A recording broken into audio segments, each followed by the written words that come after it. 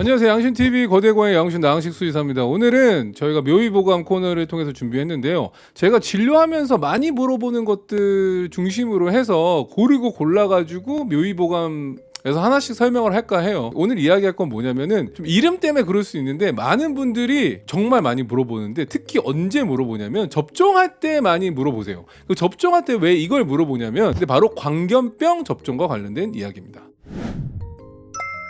광견병이라고 하는 것들 알고 계시나요? 광견병 같은 경우는 견자가 들어가기 때문에 강아지들한테 많이 걸리는 건데 고양이한테 필수 접종이긴 해요. 필수 접종이다라는 건 뭐냐면 어렸을 때도 접종을 맞아야 되고 뭐 연간 아니면은 뭐 좀 긴 텀으로 3년에 한 번씩 맞아야 되는 접종이긴 해요.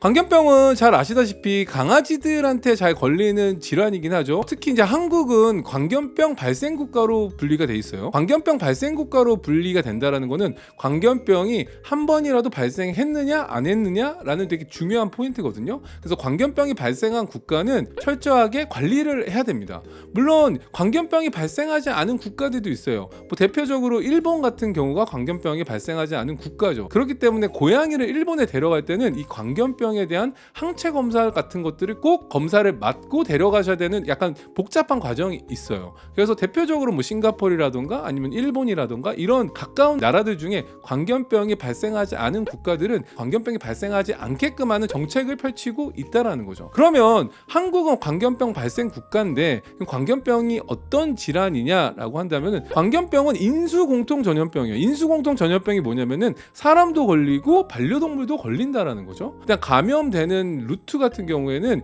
야생동물들을 통해서 보통 감염이 됩니다. 뭐 박쥐, 너구리, 스컹크, 여우 같은 야생동물을 통해서 보통 타액을 통해서 감염이 되기도 하고요. 그다음에 타액 같은 것들이 이제 전염되기 위해서는 상처가 난다던가 뭐 물린다던가 밖에서 이런 애들이랑 싸우다가 상처가 나면 보통 입을 쓰잖아요. 이런 걸 통해서 감염이 된다라고 알려져 있어요. 그렇기 때문에 광견병 같은 경우는 그럼 고양이는 광견병 강아지나 걸리는 건데 고양이 왜 걸리겠 하겠지만 고양이들이 야외 생활을 하던가 밖에서 생활을 하다가 이런 야생동물들과 만나서 싸움이 난다던가 다친다던가 타액으로 감염이 될 경우에는 당연히 걸릴 수가 있는 인수공통 전염병입니다.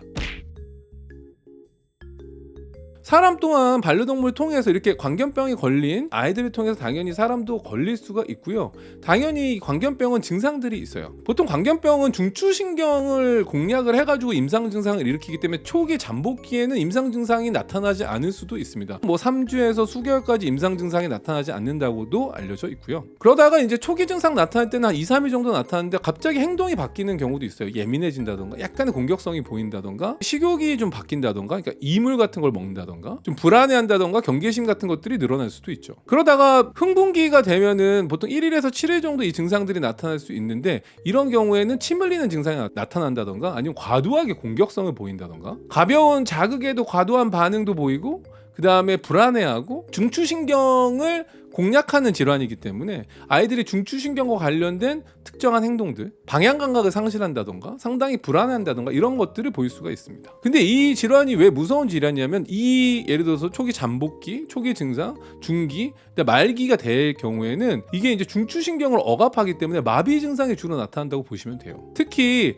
뭐 사지가 마비된다던가 운동 능력이 저하된다던가 하악근 마비가 된다는 건 뭐예요? 아이가 입 저작 근육을 쓸 수가 없기 때문에 아이들이 공격적이고 예민해지면서 이 입을 다물 수 없으니까 침을 흘리거나 이런 증상들을 보일 수가 있는 거죠. 결국에는 호흡곤란이라든가 호흡 근육도 마비가 되기 때문에 호흡 마비라든가 이런 걸 통해서 이제 사망에까지 이르는 되게 무서운 질환이긴 합니다. 이게 인수공통 전염병이면서 이 광견병에 대해서 한국은 발생 국가이기 때문에 이게 되게 공중보건학적으로 되게 중요한 질환이기도 하고요. 보통 감염된 경우에는 뭐 빠르면 일주일 아니면은 뭐 한두 달 안에도 사망까지 이르고 그다음에 치료법이 딱히 없기 때문에 되게 위험한 질환이라고 보시면 좋을 것 같아요. 세계 소동물 수의 학회나 뭐 미국 동물병원 협회라던가 미국도 이제 광견병 발생 국가이기 때문에요. 세계 보건기구에서는 당연히 이 광견병 접종을 광견병 발생 국가에서는 의무적으로 진행해야 된다라고 가이드를 주고 있어요. 고양이는 뭐 실내 생활만 하고 강아지만 걸리는 거 아니에요라고 해서 맞출 필요가 없는 거라고도 생각할 수 있지만 이 세계적인 가이드 안에서는 보통 광견병 백신을 12주 이후부터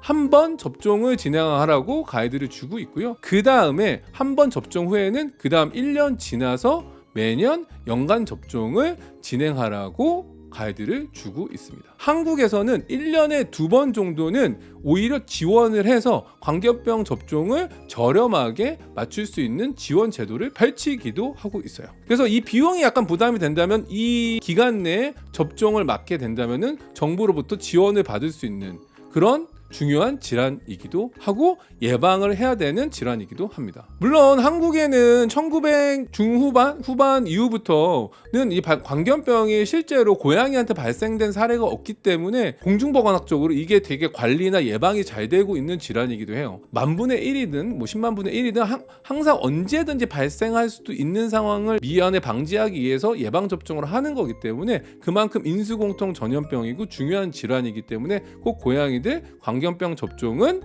묻지도 따지지도 않고 꼭 맞춰주시는 걸 추천드릴게요. 오늘 내용이 도움이 되셨다면 구독과 좋아요, 알람, 댓글까지 부탁드리면서 안녕.